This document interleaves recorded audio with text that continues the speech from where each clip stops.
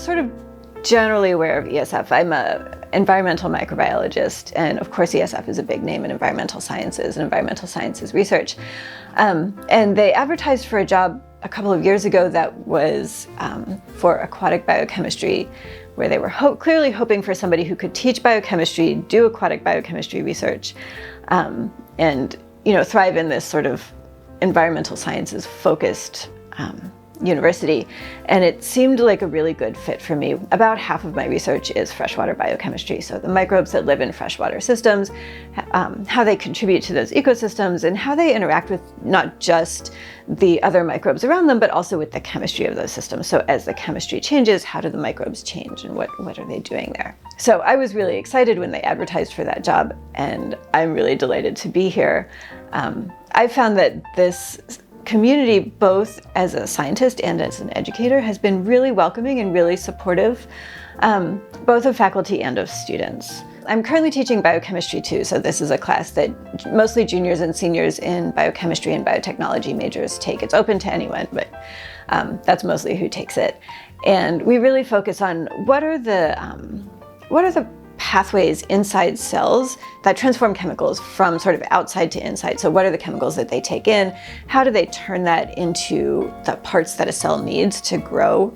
And then how do they take those parts and recycle them for other uses, or burn them if they need energy? One of the things that I do in my class is aimed at thinking creatively about how to communicate about science. And so in this Biochemistry 2 class, I have a final project that's game development. I ask the students to work in groups to develop an educational game. I had students who had to use like a Guess Who type of format for teaching students about biochemical pathways. I had students who developed a board game about the biochemistry of wastewater treatment, which was fabulous. Really, what I want is for people to think creatively about how can they get a message across? How can they think intentionally about what is the point I want to make, and then make that point in a way that's really easy to digest for the audience that you're thinking about. I think being able to communicate with a broad range of people and using a lot of different ways to communicate is really important. I moved here and I had 2 big projects and 1 small one, and they're sort of all ongoing.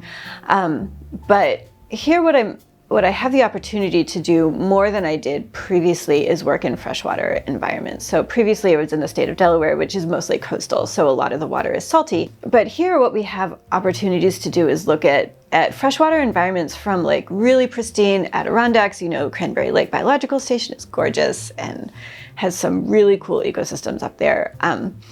To things that are really highly impacted by human activity, so places like Onondaga or the local creeks, and thinking about what's the chemistry that's happening in those places and how can microbes either help or hurt in those environments. One of the big projects that I have that's ongoing is a project on the bacteria in concrete, and thinking about what are the microbes in the built environment, who lives there in this very strange environment, and what are they doing, and then can we leverage them for something else? Initially, when we started this project, we were thinking that we might be able to see how the microbes inside concrete change as the chemistry of concrete changes. Like as it ages, the chemistry changes, and so will the microbes inside also change, and can we use them as indicators for structural health? A lot of our structural health monitoring right now is done by people who go out in a cherry picker and look at the bridge, right, with their eyes.